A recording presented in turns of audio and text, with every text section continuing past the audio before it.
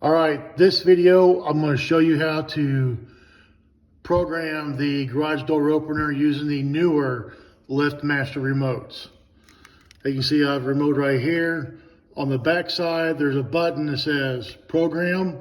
We're going to hit that and it's going to turn red. Come over here, hit your button, your learn button twice.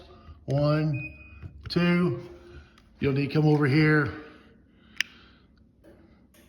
After you hit the button, you'll need to turn this off again. So hit that. Red light's gonna come off and you're good to go.